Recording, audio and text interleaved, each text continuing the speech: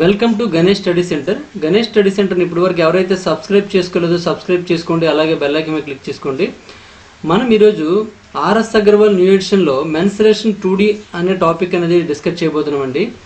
మన గణేష్ స్టడీ సెంటర్లో RS Agarwal old బుక్తో పాటుగా ఇది ఓల్డ్ బుక్ అండి, న్యూ ఎడిషన్ కూడా చెప్పడం జరుగుతుందండి. అలాగే కిరణ్ అర్థమెటిక్ క్లాసెస్ కూడా చెప్పడం జరుగుతుందండి. ఈ క్లాసెస్ కావాలనుకుంటే Ganesh study centre contact number 8985020648 contact చేసి పూర్తి వివరాలను తెలుసుకోవచ్చు. ఆర్ఎస్ఆర్ ఓల్డ్ ఎడిషన్లో చూసుకున్నట్లయితే 2500, ఆర్ఎస్ఆర్ న్యూ ఎడిషన్లో చూసుకున్నట్లయితే 5000 అండ్ కిరణ్ బుక్లో చూసుకున్నట్లయితే 9500 బిట్స్ అండి. ప్రతి బిట్ కూడా ఎక్స్ప్లెయిన్ చేయడం జరుగుతుందండి. అది అన్ని కూడాను షార్ట్ కట్ అండ్ ఆప్షన్ త్రూగా చెప్పడం జరుగుతుంది. ఈ వీడియోస్ మీకు కావాలనుకుంటే గణేష్ స్టడీ సెంటర్ కాంటాక్ట్ నెంబర్కి మీరు కాంటాక్ట్ చేసి పూర్తి వివరాలను కనుక్కోవచ్చు. లేదా గణేష్ స్టడీ సెంటర్ యాప్ని మీరు ప్లే స్టోర్ నుంచి డౌన్లోడ్ చేసుకొని కూడా పూర్తి వివరాలను డౌన్లోడ్ చేసుకోవచ్చు అండి. యాప్ లోగో ఈ విధంగా ఉంటుంది. అయితే మనం ఈరోజు ఆర్ఎస్ అగర్వాల్ న్యూ ఎడిషన్లో మెన్సురేషన్ 2Dలో భాగంగా మన బుక్లో చూసుకున్నట్లయితే ఏరియాస్ అని కనిపిస్తుందండి. అందులో త్రిభుజం అనగా ఏమని చెప్పామండి, ఉదయం 3 భుజాలతో ఏర్పడే సరళ సంవృత పటాన్ని మనం త్రిభుజం అని చెప్పుకున్నామండి. 3 భుజాలతో ఏర్పడే సరళ సంవృత పటాన్ని త్రిభుజం అని చెప్పుకున్నాము. త్రిభుజంలో 3 భుజాలు ఉంటాయి, 3 కోణాలు ఉంటాయని చెప్పుకున్నాం. అలాగే ప్రాపర్టీస్ కూడా చెప్పుకున్నాం అండి. ఏదైతే ఎక్కువ కోణం ఉంటుందో దానికి ఎదుర్కొన్న భుజం అనేది పెద్దగా ఉంటుందని, తక్కువ కోణం విలువ ఉన్నదానికి తక్కువ ఎదుర్కొన్న భుజం తక్కువ ఉంటుందనేసి, నెక్స్ట్ 2 కోణాలు సమానమైతే దాని ఎదురుగా ఉండే భుజాలు సమానమని, అలా మనకి కొన్ని ప్రాపర్టీస్ అనేది చెప్పుకోవడం జరిగింది. అలాగే దాంతోపాటు మనం ఏంటంటే వైశాల్యానికి సంబంధించి చూద్దామండి. త్రిభుజం యొక్క చుట్టుకొలత అండి.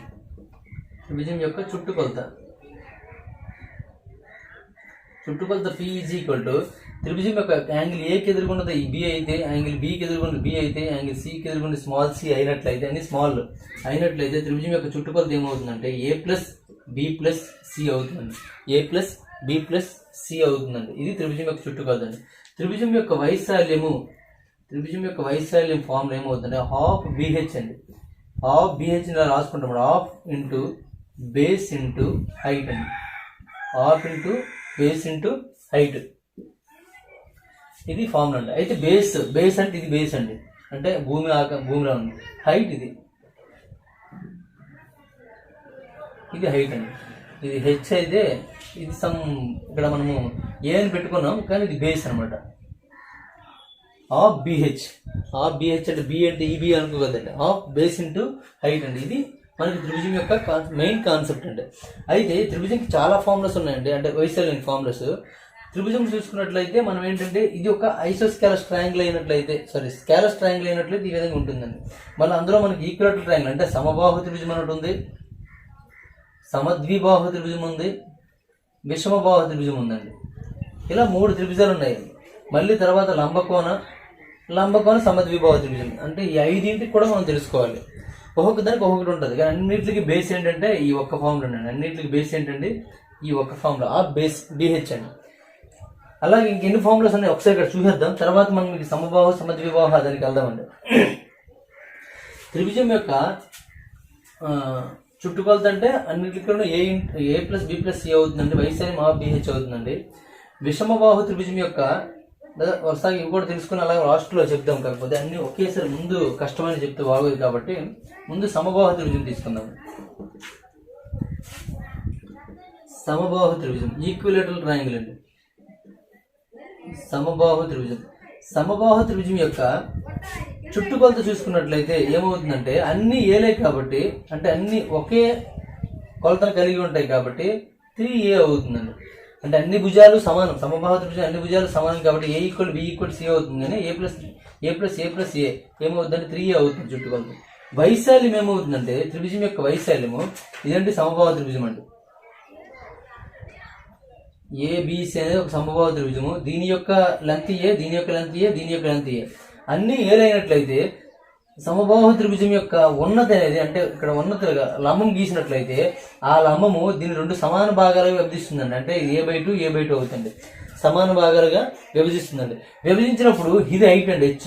ఈ హైట్ కావాలంటే H కావాలనుకుంటే ఇప్పుడు చూడండి, ఈ ఒక్క ఇది ఒక D అనుకోండి, క్యాపిటల్ D అనుకోండి. ఇక్కడ నుంచి లెంత్ ఏంటంటే A, ఇది డి అనుకుంటే ఏడిసి అనేది ఒక లంబకోణ త్రిభుజం అండి.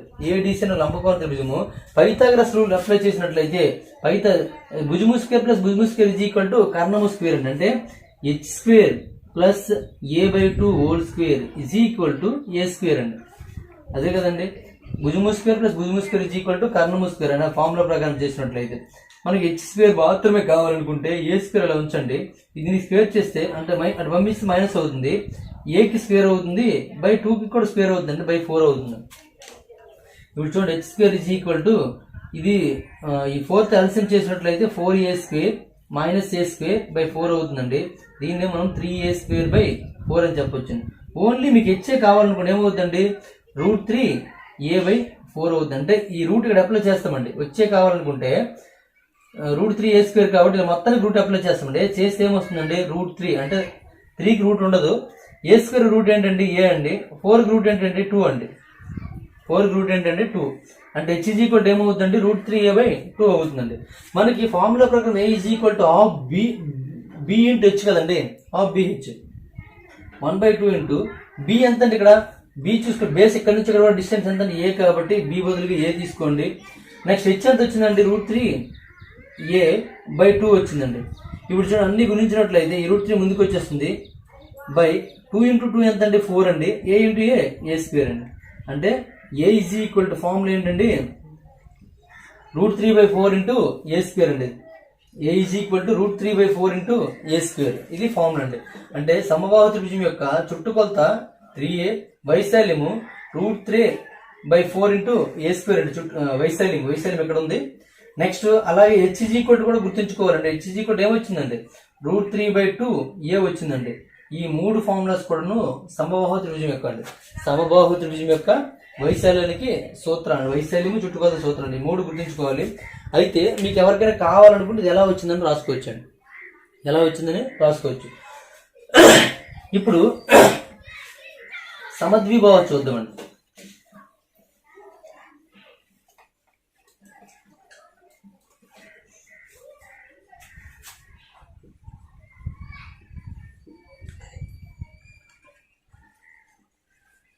సమద్విబాహు త్రిభుజం అండి. సమద్విబాహు త్రిభుజం తీసుకున్నట్లయితే ఈ విధంగా ఉంటుందండి. కొద్దిగా మీకు అనిపించినట్లు వేయాలి కాబట్టి ఇలా తీసుకుంటాను నేను. ఈ రెండు కూడాను ఏ అండి, రెండు సమానము. బి అనేది సమానం కాదండి, బి అనేది సమానం కాదు. అయితే దీని యొక్క వైశాల్యం చూద్దామండి. దీని యొక్క వైశాల్యం చూసే ముందు చూడండి, ఈ విధంగా లంబం గీసినట్లయితే ఇది b/2 చేస్తుందండి. ఇది సమ్ హెచ్ అండి. ఇక్కడ హెచ్ కావాలనుకోండి, హెచ్ కావాలంటే ఇంతకు ముందులాగే హెచ్ కావాలంటే లేదా H square plus b/2 whole square is equal to A square అండి. అంటే పైథాగరస్ లా ఉపయోగించామండి. దాన్ని పైథాగరస్ ఉపయోగించాము. H square is equal to ఏమవుతుంది, A square minus B square by 4 అవుతుందండి. A square minus B square by 4 అవుతుంది. దీన్ని ఏం రాసుకోవచ్చు అంటే 4a square minus B square by 4 అని రాసుకోవచ్చు అండి. హెచ్ కావాలంటే ఏమవుతుందండి, √4a square minus B square whole by 4 అవుతుందండి. ఇది హెచ్ అండి. అయితే దీనికి హెచ్ అక్కడ అడగట్లేదండి. ఏమడుగుతుందంటే ఒకటి పెరిమీటర్ అడుగుతుందండి. పెరిమీటర్ ఈజ్ ఈక్వల్ ఏమవుతుంది, a plus a 2a plus b అండి. ఇది పెరిమీటర్ అండి. Area is equal to half bh కాబట్టి ఇక్కడ బేస్ ప్లేస్ లో ba ఉంది కాబట్టి b తీసుకోండి. హాఫ్ b ఇంటూ హెచ్ బదులు ఏమైనా రాసుకోవచ్చు అండి, √4a square minus B square by 4 అండి. అంటే √ లోపల ఉంది కాబట్టి దాన్నే ఈ 4 బయట తీసుకొచ్చినట్లయితే 1/2 into B into √4a square minus B square by 2 అని రాయొచ్చండి. ఆ 2 ఇక్కడికి వచ్చేస్తుంది. అంటే 1/4 ఇంటూ లేదా b/4 into √4a square minus B square అవుతుందండి. ఇది ఫార్ములా అండి. దేనికండి, ఏరియా కండి. అంటే సమద్విబాహు త్రిభుజం యొక్క వైశాల్యానికి ఫార్ములా అండి. b/4 into √4a square minus B square అండి. ఇది మనకి ఫార్ములా. అయితే ఎందుకు దీని ఎక్స్ప్లెనేషన్ ఇస్తున్నానంటే ఎక్కువగా మన బ్రెయిన్ అనేది ఎక్కువ ఫార్ములాస్ అనేది గుర్తుంచుకోవడానికి అవకాశం కల్పించదండి. అంటే గుర్తుంచుకుంటాం, తప్పులేదు. ఎన్ని రోజులు గుర్తుంటాయి అంటే చాలా తక్కువ రోజులు గుర్తుంటాయండి. కొన్ని రోజుల తర్వాత మర్చిపోయే అవకాశం ఉందండి. అదే దాన్ని ఎలా తయారు చేసామో తెలుసుకుంటే మీ అంతటా మీ చేతులతోనే ఈ ఫార్ములా ఎలా వచ్చిందని మీరు నేర్చుకున్నట్లయితే గుర్తుండే అవకాశం ఉంటుంది. అంటే మనకి వెళ్ళే దారిలో గుర్తుంటుందండి. చూడండి, ఇప్పుడు మేము ఏదో కొత్తగా ఒక ఊరికి వెళ్ళాలనుకోండి, అది మీ పల్లెటూరు నుంచి కానీ లేదా మీ సిటీ నుంచి కానీ మీకు తెలియని ఒక ఊరికి వెళ్ళాలనుకుంటే మీ ఫ్రెండ్ చెప్పాడండి ఏదో త్రోవ ఏంటంటే ఇలా స్ట్రైట్కి వెళ్తే అక్కడ రామాలయం ఉంటుంది, అక్కడ రామాలయం ఉంటుంది, అక్కడ లెఫ్ట్ తిరుగు, కొద్ది దూరం వెళ్తే స్కూల్ వస్తుంది, అక్కడ రైట్ తిరుగు, అక్కడికి ఏదో వస్తుంది, అలా లెఫ్ట్ తిరుగు, అక్కడ 3 ఓల్డ్ రోడ్ జంక్షన్ వస్తుంది, అక్కడ నుంచి రైట్ తిరిగితే మీ ఊరు వచ్చేస్తుందా అనేసి ఏదో చెప్పాడు అనుకో, మీకు వెళ్ళవలసిన ఊరు వచ్చేస్తుందని చెప్పాడు అనుకోండి, అది మనకి కొన్ని రోజులు మాత్రమే గుర్తుంటుందండి. అదే మీరు ఆ రూట్కి మీరు ఆ అబ్బాయి మీకు తీసుకెళ్ళాడు అనుకోండి, తీసుకోలేదు రామాలయం వచ్చింది, ఇక్కడ లెఫ్ట్ తిరగలరా అనేసి నీకు చూపించాడు అనమాట. మళ్ళీ అక్కడికి వెళ్ళి ఒక స్కూల్ వచ్చింది, అక్కడ రైట్ తిరగలరా, అక్కడ ఒక వై జంక్షన్ వస్తుంది, అప్పుడు లెఫ్ట్కి వెళ్ళిపోకుండా రైట్కి వెళ్ళాలి, అలా ఏదో మీకు చెప్పాడు అనమాట అనుకోండి. చెప్తే మీరు కూడా అందులో పార్టిసిపేట్ చేశారు అనుకోండి, అప్పుడు ఖచ్చితంగా అది సంవత్సరం అయినా 2 సంవత్సరాలు అయినా సరే మీకు ఆ రూట్ గుర్తుంటుందండి. అందుకోసమే ఈ ఫార్ములా ఎలా వచ్చిందని చెప్తున్నాను. అందరికీ పైథాగరస్ లా తెలుసు, తర్వాత మెయిన్ ఫార్ములా తెలుసు మీకు అందరికీ. ఏంటండి ఆఫ్ BH అందరికీ తెలుసు అండి. త్రిభుజం యొక్క వైశాల్యం ఎలిమెంట్ ఆఫ్ BH అనేది అసలు మీకు మెన్సురేషన్ అనే టాపిక్ రాని వాడికి కూడా ఈ ఫార్ములా తెలుసు అండి. ఎందుకంటే చిన్నప్పుడు ఉండే అది అరగదీసి వదిలారు అనమాట ఆ సూత్రాన్ని, అందరికీ గుర్తుంటుంది. కాబట్టి తెలిసిన సూత్రం నుండి తెలియని సూత్రం కనిపెట్టడమే ఇదండి, ఇంకేం లేదు. అన్నీ ఈ ఒక్క సూత్రమే డిపెండ్ అయ్యి ఉంటాయి. అంతే మీకు చెప్పానండి, ఈ 2 సూత్రాలు వస్తే చాలు, మిగిలిన వచ్చేస్తాయి అనమాట. ఓకేనండి. అయితే ఈ సూత్రం ఎందుకు కనిపెట్టాలండి? ఈ విధంగా చేసుకోవచ్చు కదండి. ఈ విధంగా చేసుకుంటే టైం వేస్ట్ అండి. ఎవరైతే తెలివైన వాళ్ళు ఉంటారో వాళ్ళ టైం తగ్గించాలంటే ఫార్ములానే ఉండాలండి. కాబట్టి ఫార్ములా అనేది ప్రాక్టీస్ చేసుకున్నప్పుడు ఆటోమేటిక్గా గుర్తుండే అవకాశం ఉంటుందండి. చాలా వరకు ఈ ఫార్ములా గుర్తుంటుందండి, A = √3/4a² అని. కానీ ఈ ఫార్ములా అనేది అందరికీ కొత్తగా ఉంటుంది. అంటే దీని నుంచి వచ్చే క్వశ్చన్స్ కూడా తక్కువ ఉంటాయండి. కాంపిటీషన్ పరంగా చూసుకోవాలనుకుంటే ఇటువంటి క్వశ్చన్స్ మిస్ అవ్వకూడదు, కాబట్టి నేర్చుకోవడం మంచిదండి. ఓకే, నెక్స్ట్ ఈ సమద్విబాహు త్రిభుజం అయిపోయిందండి. నెక్స్ట్ విషమబాహు త్రిభుజం తీసుకున్నట్లయితే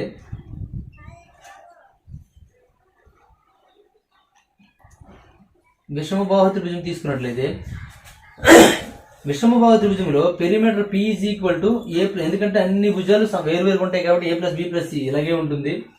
నెక్స్ట్ దీని యొక్క వైశాల్యం చూసుకున్నట్లయితే A = దీని formula √S × S - A × S - B × S - C ఉంటుందండి. S - A × S - B × S - C ఉంటుందండి. ఇక్కడ S = A+B+C/2 అంటే లేదా చుట్టుకొలత/2 అండి. ఇది మాత్రం గుర్తుంచుకోవాలండి. S ఏంటంటే A+B+C/2. దీన్ని హీరోస్ ఫార్ములా అంటారండి. హీరోస్ అనే శాస్త్రవేత్త హీరోస్ ఫార్ములా అంటారండి.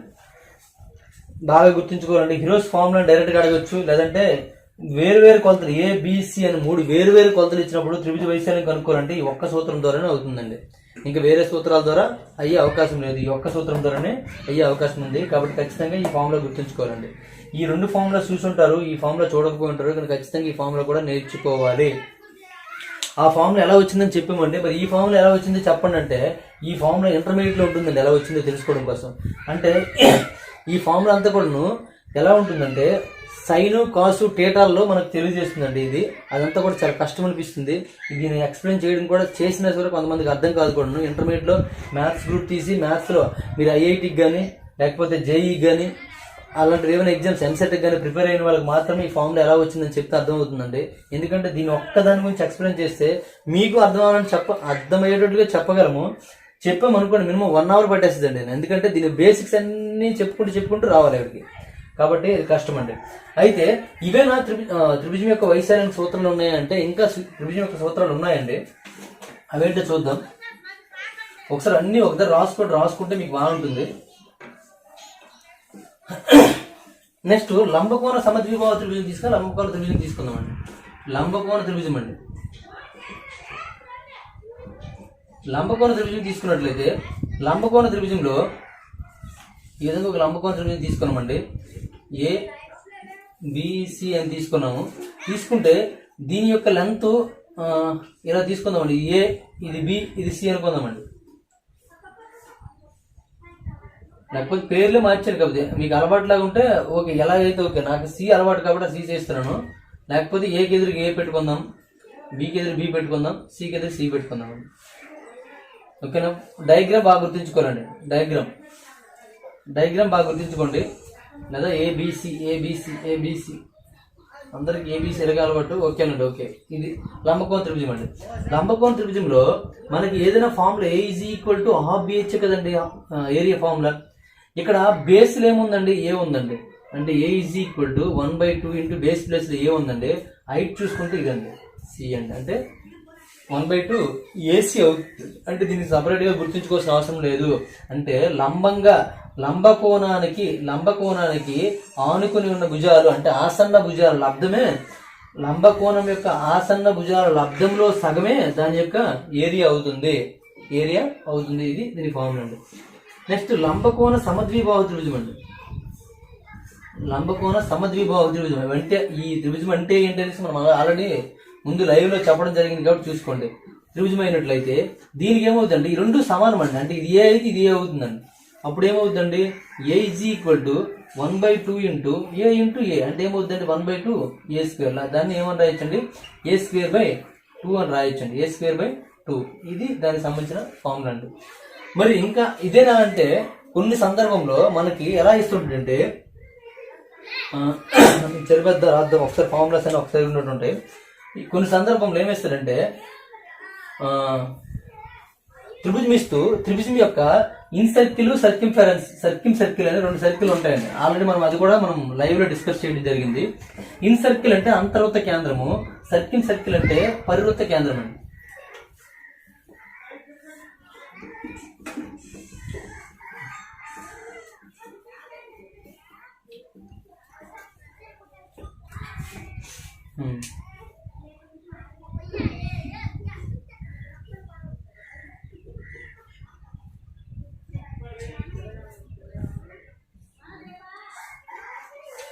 ఇలా ఉంది ఇన్ సర్కిల్ అంటే. అలాగే ఇది పైన ఉందనుకోండి సర్కిల్,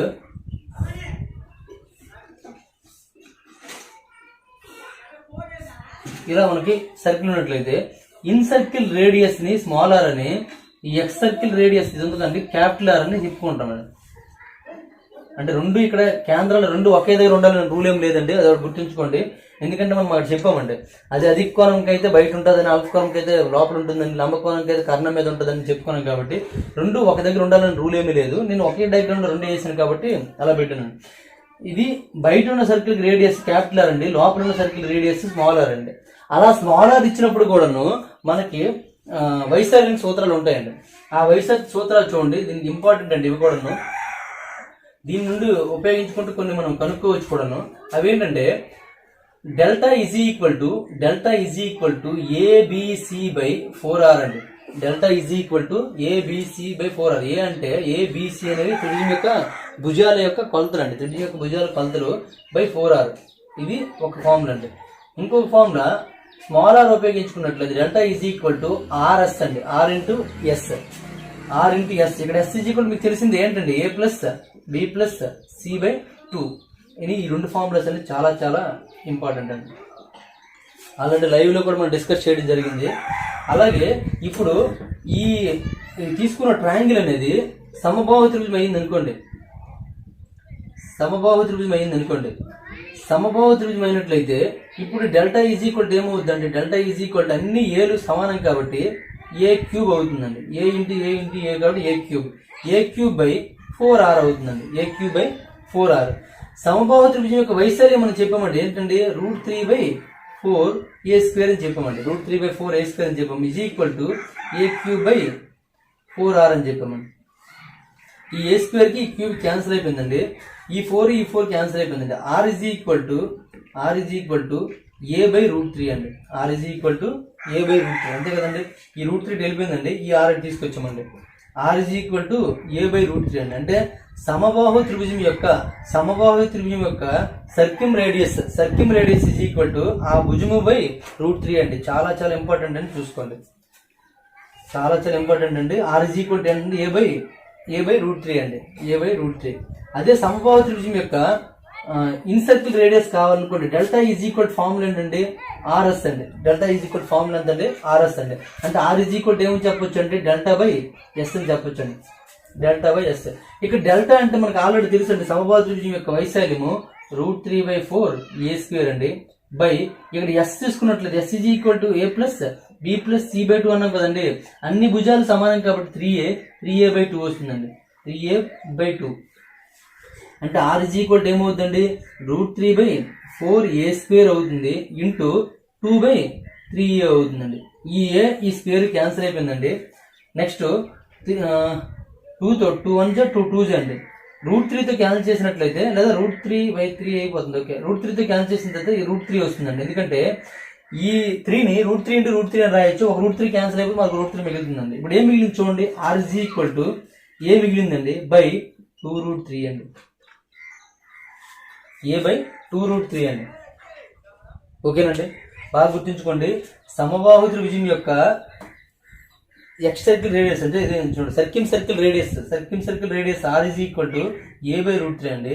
అదే ఇన్ సర్కిల్ రేడియస్ చూసుకుంటే a/2√3 అండి. రెండు దగ్గర ఉండే చూడండి, 2 ఒకటే యాడ్ అయ్యింది, 2√3.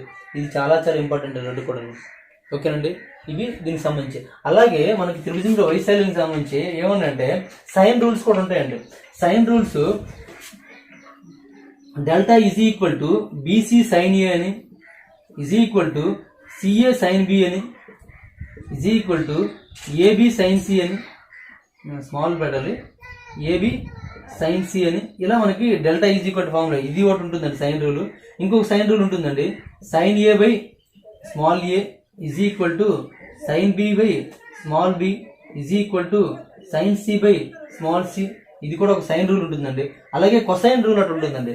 Cosine rule is equal to cos A is equal to b² + c² - a² by 2bc అనేసి ఉంటుందండి. ఇది ఒక ఫార్ములా. అంటే అలాగే cos B is equal to అనేసి, cos C is equal to అని, అలా 3 ఫార్ములాస్ ఉంటాయండి. ఏ ఫార్ములాని యూజ్ చేయొచ్చు, మనకి కావాల్సిన యాంగిల్ బట్టి ఉంటుందండి. అంటే ఏ అనే యాంగిల్ తెలిసింది అనుకోండి ఈ విధంగా, బి అనే యాంగిల్ తెలిస్తే ఈ విధంగా, సి అనే యాంగిల్ తెలిస్తే ఈ విధంగా, అలా మనకి 3 ఫార్ములాస్ ఉంటాయండి. అయితే ఇవన్నీ కూడా ఎస్ఎస్సి లెవెల్లో ఉపయోగపడతాయండి. ఇక్కడ కనిపిస్తున్న ఫార్ములాస్ అన్ని కూడా ఎస్ఎస్సి లెవెల్లో ఉపయోగపడతాయండి. ఇవి మీరు కానిస్టేబుల్కి అయితే అవసరం లేదండి, ఇది మనకి ఎస్ఐకి అయితే మాత్రం అవసరం ఉంటాయండి. అలాగే ఆర్ఆర్బీకి అయితే అవసరం లేదండి. ఆర్ఆర్బీకి కాకుండా ఎన్టీపీసీకి అయితే అవసరం ఉంటాయండి. ఓకేనండి, ఇక్కడ రాస్తున్నవన్నీ కూడా ఎన్టీపీసీకి అవసరం ఉంటాయి. అంటే ఇంటర్మీడియట్ లెవెల్లో మీరు ఎవరైతే ప్రిపేర్ అవ్వాలంటారు, అంటే అక్కడ మీకు క్వాలిఫికేషన్ అంటే ఇంటర్మీడియట్తో ఉందనుకోండి, ఉంటే మాత్రం ఖచ్చితంగా ఇవన్నీ ఉపయోగపడతాయండి. అలాగే ఎస్ఎస్సికి మాత్రమే ఉపయోగపడతాయండి, సైన్లు కాసుల్లో మాత్రం. ఓకేనండి, అయితే మనం అందుకే మనం ఎక్కువగా మన స్టూడెంట్స్ అందరూ కూడా ఎస్ఐ కానిస్టేబుల్ ఆర్ఆర్బీ ఎన్టీపీసీ వరకు ఉన్నారు కాబట్టి మనం దీని గురించి డిస్కస్ చేయట్లేదు. ఇంకా దీని గురించి ఇంకా డెప్త్గా వెళ్తే మనకు ఒక్కొక్కదానికి ఒక్కొక్క ఫార్ములా ఉంటుంది. దీని నుంచి ఇందులో క్యాపిటల్ ఆర్ ఒకటి ఉంటుంది, ఆర్ గురించి కూడా ఎక్స్ప్లెనేషన్ అనేది చాలా ఎక్కువ ఉంటుందండి ఇది. అయితే మనం దాని గురించి వెళ్ళట్లే. ఇంకా ఇందులో వాళ్ళు డెల్టాకి ట్యాన్ టేటాకి చాలా ఫార్ములాస్ ఉంటాయండి, 1 2 కాదు, చాలా ఎక్కువ ఫార్ములాస్ ఉంటాయి మనకి ట్రయాంగిల్ సంబంధించి. ఈ మాత్రం అవసరం లేదండి. ఎవరైతే కానిస్టేబుల్ ఎగ్జామ్స్ ప్రిపేర్ అవుతున్నారో ఇప్పుడు ఈ బోర్డు మీద కనిపించిన కాకుండా ముందు మనం చెప్పాను చూడండి, అన్ని కూడా కానిస్టేబుల్కి యూజ్ అవుతాయండి, ఆర్ఆర్బీకి యూజ్ అవుతాయండి, అంటే గ్రూప్ డికి. ఎన్టీపీసీ కానీ ఎస్ఐ కానీ ఎగ్జామ్ ప్రిపేర్ అయిన మాత్రం ఇవి అవసరం ఉంటుంది. అంటే చాలా సింపుల్గా, అంటే ఒక సమబాహు త్రిభుజం అని ఇచ్చేస్తాడు. సమబాహు త్రిభుజం యొక్క భుజము 16 సెంటీమీటర్లు అంటాడండి. దాని యొక్క అంతర్వృత్త కేంద్రము, అదే అంతర్వృత్తం యొక్క వ్యాసార్థం ఎంత అడుగుతుంటాడండి. చాలా సింపుల్ గా ఈ ఫార్ములా తెలిస్తేనే నువ్వు చేయగలవు, లేకపోతే చేయలేవండి.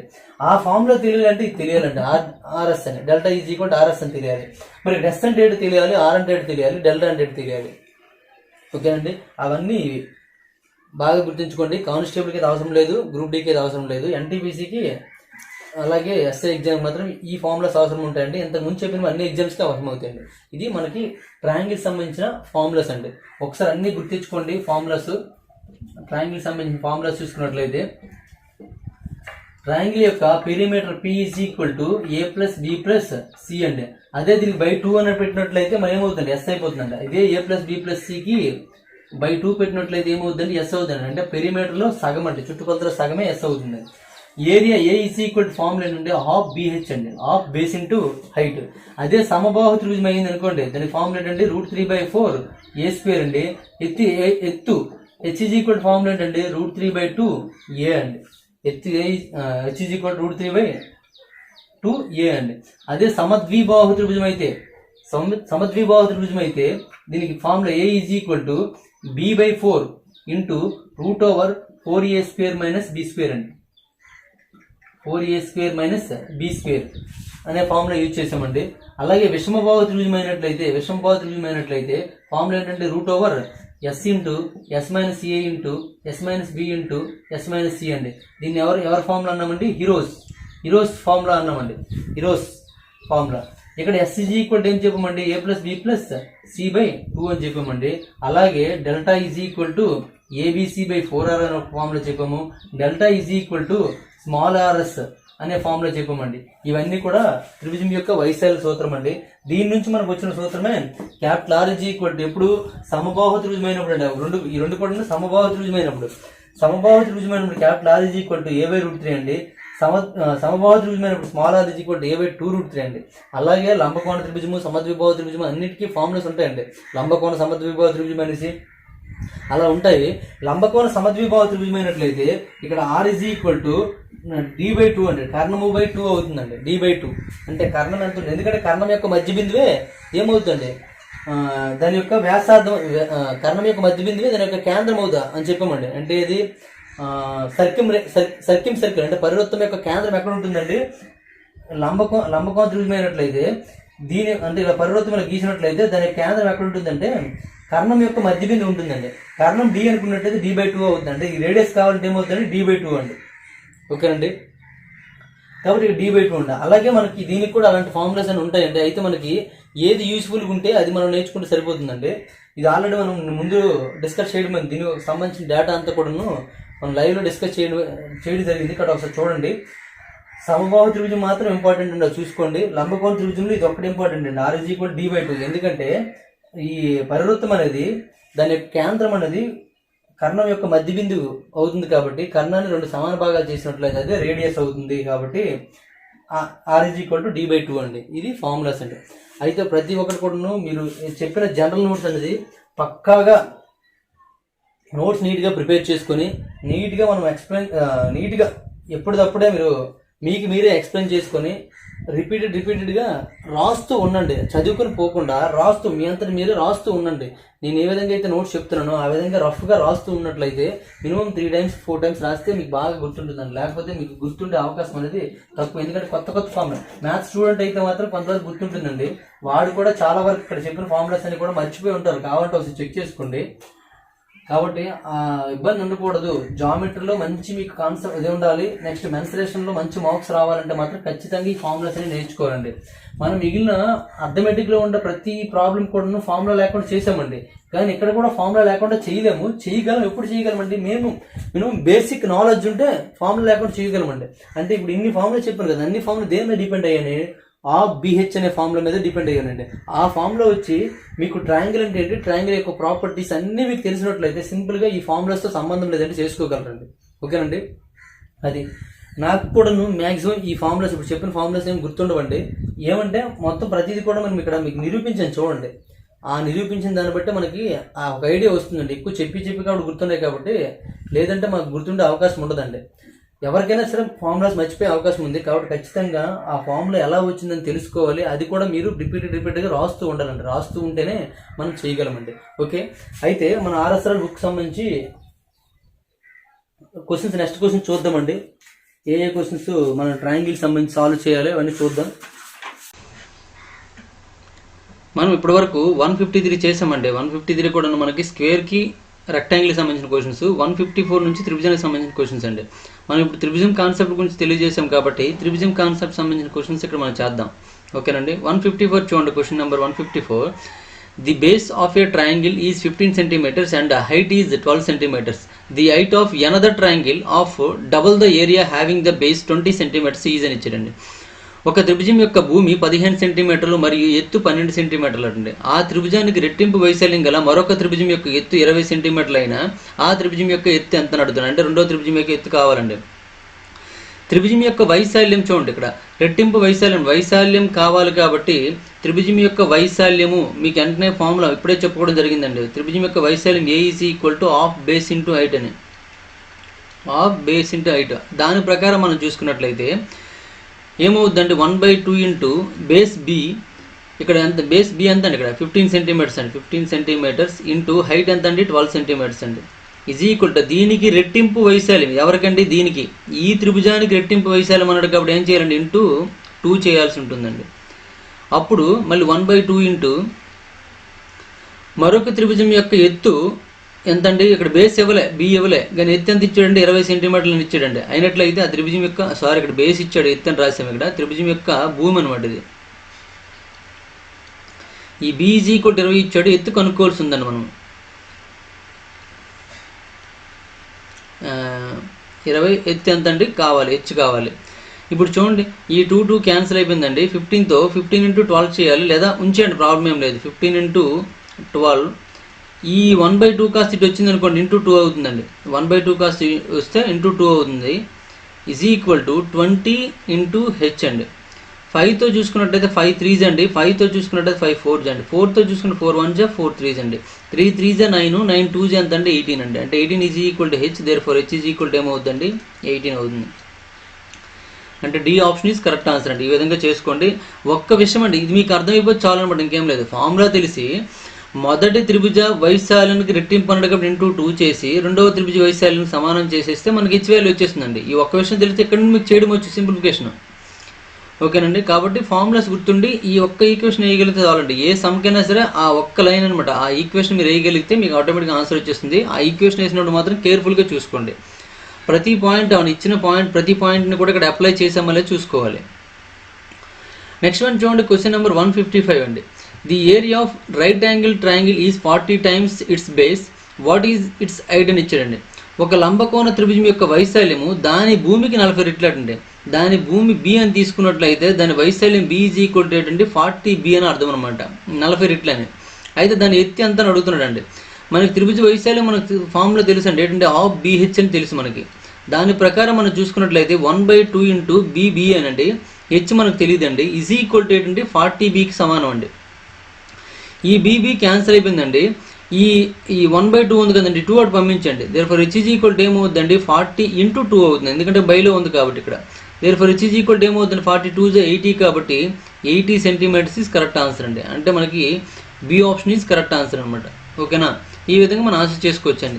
ఇక్కడ ఎక్కడ కూడా సెంటీమీటర్ మెన్షన్ చేయలేదు, బట్ ఏంటంటే ఇక్కడ మనకి ఆప్షన్లో సెంటీమీటర్స్ ఉన్నాయి కాబట్టి సెంటీమీటర్ ఫిక్స్ అనమాట. ఓకే, నెక్స్ట్ వన్ చూడండి, క్వశ్చన్ నెంబర్ 156 అండి. The area of a triangle is P² centimetres and its base is X centimetres, what is the height of the triangle అని ఇచ్చాడండి. త్రిభుజం యొక్క వైశాల్యం ఇచ్చాడండి P చదరపు సెంటీమీటర్లని, దాని ఆధారం ఇచ్చాడండి X సెంటీమీటర్స్ అని. అయితే త్రిభుజం యొక్క ఎత్తు కావాలండి. అంటే A is equal to P అని ఇవ్వడం జరిగింది, అలాగే B is equal to X అని ఇవ్వడం జరిగింది. ఏం కనుక్కోవాలండి? హెచ్ కనుక్కోవాలండి. త్రిభుజం యొక్క వైశాల్యం ఫార్ములా ఏంటండి, హాఫ్ BH కదా. దాని ప్రకారం మనం చూసుకున్నట్లయితే 1/2 × B ఎంత అండి X అండి, హెచ్ ఇచ్చేలా ఉంచండి. ఏ వాల్యూ ఎంత అండి P అండి, P తీసుకోండి. మనకేం కావాలి? ఎత్తు కావాలండి, ఎత్తు కావాలి అంటే హెచ్ కావాలి, మిగిలినట్టు పంపించండి. H is equal to P అండి. ఇక్కడ 1/2 ఉందండి, ఇటు వస్తే ఏమవుతుంది ఇంటూ 2 అవుతుందండి. ఇక్కడ X ఇంటూలో ఉందండి, ఇటు వస్తే ఏమవుతుంది బై అవుతుందండి. Therefore H is equal to ఏమని చెప్పొచ్చండి 2P/X అని చెప్పొచ్చండి, ఎందుకంటే 2 × P 2P/X అండి, 2P/X. H is equal to 2P/X ఎక్కడ నుంచి చూడండి, ఫస్ట్ ఆప్షన్ ఉంది కదా, first option is correct answer అనమాట. ఓకేనా? ఈ విధంగా మనం ఆన్సర్ చేసుకోవచ్చు, అంతే. చాలా సింపుల్ క్వశ్చన్స్ అనమాట ఇవన్నీ కూడాను. నెక్స్ట్ వన్ చూడండి, క్వశ్చన్ నెంబర్ 157 అండి. The area of an equilateral triangle whose side is 8 centimetres is అని ఇచ్చాడండి. ఒక సమబాహు త్రిభుజ భుజం అనేది 8 సెంటీమీటర్లు అయినా దాని వైశాల్యం ఎంత అని అడిగాడండి. సమబాహు త్రిభుజం యొక్క వైశాల్యానికి అయితే ఫార్ములా మారిపోతుందండి. సమబాహు త్రిభుజం యొక్క వైశాల్యం A ఈజ్ ఈక్వల్ టు ఏం చెప్పడం జరిగిందండి, √3/4A² అని చెప్పడం జరిగిందండి. దీని ప్రకారం మనం చూసుకున్నట్లయితే √3/4 × A అంటే ఇక్కడ ఎంత అండి, A అంటే ఇక్కడ భుజం పొడవు అని అర్థం అనమాట, 8 కాబట్టి 8 × 8 అండి. 4తో క్యాన్సిల్ చేసండి, 4తో 4 1s 4 2s అండి. 2 × 8 అంటే ఏమవుతుందండి 16 అవుతుందండి. 16√3 cm² ఇస్ కరెక్ట్ ఆన్సర్ అండి. 16√3 చూడండి, అక్కడ థర్డ్ ఆప్షన్ ఉంది కాబట్టి third option is correct answer అనమాట. ఈ విధంగా చేసుకోవచ్చు, మీ ఫార్ములా తెలిస్తే చాలండి, సింపుల్గా ఆన్సర్ వచ్చేస్తుంది అనమాట. నెక్స్ట్ క్వశ్చన్ చూడండి, క్వశ్చన్ నెంబర్ 158 అండి. The ratio of the areas of a square of side 6 centimetres and an equilateral triangle of side 6 centimetres is అని ఇచ్చాడండి. అంటే చతురస్ర భుజం పొడవు 6 సెంటీమీటర్లు అంట, మరియు సమబాహు త్రిభుజం యొక్క భుజం పొడవు కూడా 6 సెంటీమీటర్లు అయినా వైశాల్యాల నిష్పత్తి కావాలండి. అంటే చతురస్రానికి ఎవరికి త్రిభుజానికి కావాలి. ఇది చతురస్రం అండి, ఇది త్రిభుజం అండి. మరి కొలతలు చూడండి, చతురస్రం యొక్క భుజం A ఈజ్ ఈక్వల్ టు ఇక్కడ 6 సెంటీమీటర్స్ ఇచ్చాడు, అలాగే త్రిభుజం యొక్క భుజం A is equal to 6 centimetres ఇచ్చాడండి. దీని వైశాల్యం A is equal to A² అండి. దీని వైశాల్యం A is equal to √3/4A² అండి. మరి రెండింటికి నిష్పత్తి కనుక్కోవాలనుకోండి, ఈ రెండింటికి నిష్పత్తి కనుక్కుంటే ఏమవుద్దండి, a²/4 కదండి. మరి a² క్యాన్సిల్ అయిపోతుందండి. ఈ 4 ఇటు వచ్చింది అనుకోండి, 4:√3 అవుతుందండి. అంటే ఇక్కడ మనకి కొలతలు అయితే అవసరం లేదు, కొలతలు అవసరం లేకుండా మనం చేయొచ్చు అనమాట. 4:√3 ఈజ్ కరెక్ట్ ఆన్సర్ అండి. మీరు ఒకవేళ ఇక్కడ 6² వేసారనుకోండి, ఇక్కడ 6² ఉంటుందండి. 6² క్యాన్సిల్ అయిపోతుందండి, అంత ఇంకేం లేదనమాట. రెండు సమానంగా ఉన్నప్పుడు కొలతలు మనకు అవసరం లేదండి. రెండు సమానంగా లేనప్పుడు మాత్రం ఇది కొలతలు అవసరం ఉంటుందన్నమాట. ఓకేనా, ఈ విధంగా చేసుకోండి. నెక్స్ట్ వన్ చూద్దాం. క్వశ్చన్ నెంబర్ 159 అండి. క్వశ్చన్ నెంబర్ 159 ఏమి ఇచ్చాడండి, ABCD is a rectangle and ABE is a triangle whose vertex E lies on CD. If AB is equal to 5 centimeters and the area of the triangle is 10 square centimeters, then the perimeter of the rectangle is అని ఇచ్చాడండి. ABCD ఒక దీర్ఘచతురస్రము మరియు ABE ఒక త్రిభుజం అండి. దీని శీర్షం E CD పై ఉంటుందంట.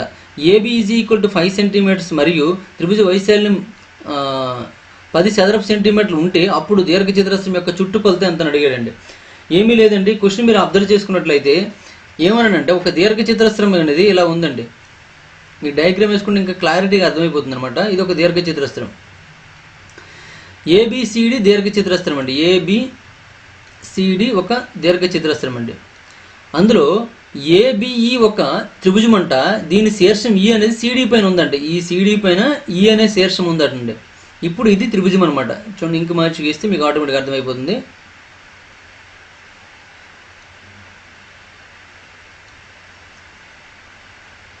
మీకు అర్థమవడం కోసం కొద్దిగా డబల్ లైన్ వచ్చి చేస్తున్నాను అండి, ఇంకేమైనా. ఇది త్రిభుజం అండి. AB is equal to 5 centimetres, ఇది 5 సెంటీమీటర్స్ అండి. నెక్స్ట్ త్రిభుజం వైశాల్యం, దీని యొక్క వైశాల్యం టోటల్ ఎంత అంటే 10 చదరపు సెంటీమీటర్లు అంటే సెంటీమీటర్ స్క్వేర్ అనమాట. అప్పుడు దీర్ఘచతురస్రం యొక్క చుట్టుకొలత ఎంత అని అడిగాడండి. ఇప్పుడు త్రిభుజం వైశాల్యం అయితే మనకు తెలుసండి. త్రిభుజం వైశాల్యం ఫార్ములా ఏంటంటే, A is equal to ½ BH కదా.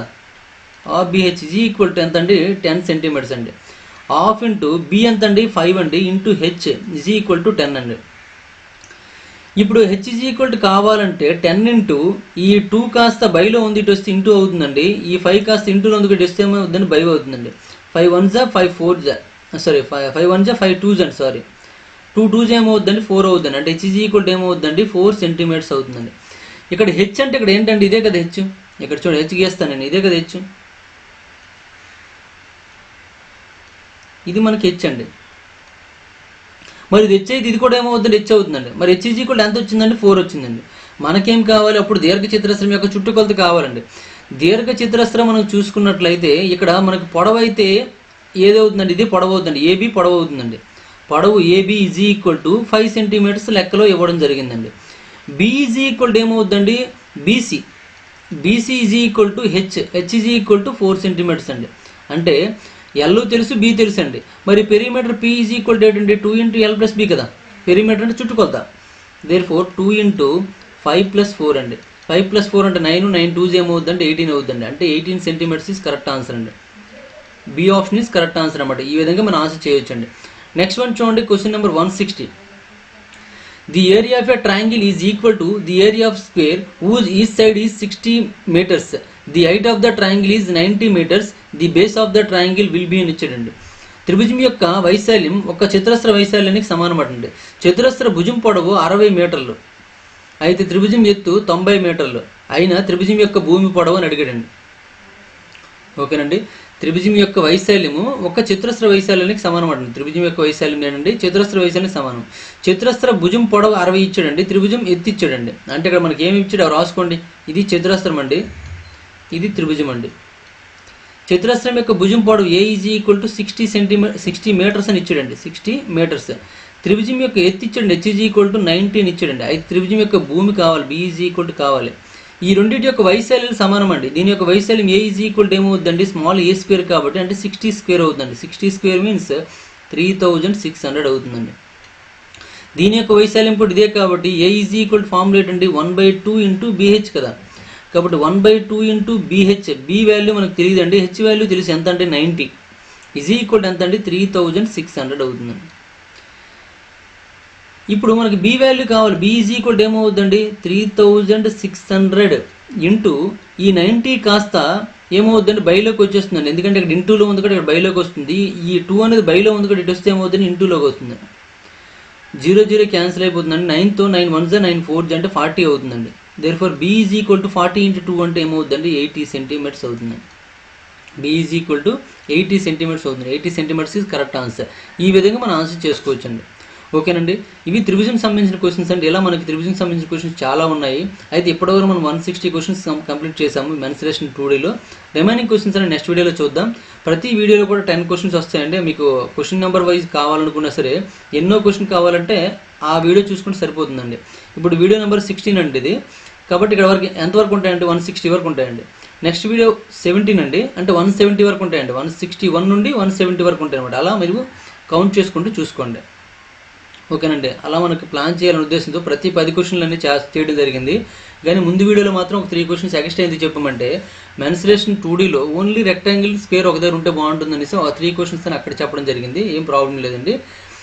ఇక్కడ మనము త్రిభుజం చెప్పామంటే త్రిభుజం యొక్క ఇంట్రడక్షన్ కూడా చెప్పాలి, కాబట్టి స్టార్టింగ్లో ఉంటే బాగుంటుందని మనం స్టార్టింగ్లో పెట్టడం జరిగింది అనమాట. ఓకే, ఈ వీడియో మీకు నచ్చినట్లయితే లైక్ చేయండి, అలాగే కామెంట్ రూపంలో తెలియజేయండి. మరిన్ని వీడియోస్ కోసం గణేష్ స్టడీ సెంటర్ సబ్స్క్రైబ్ చేసుకోండి. Thank you for watching.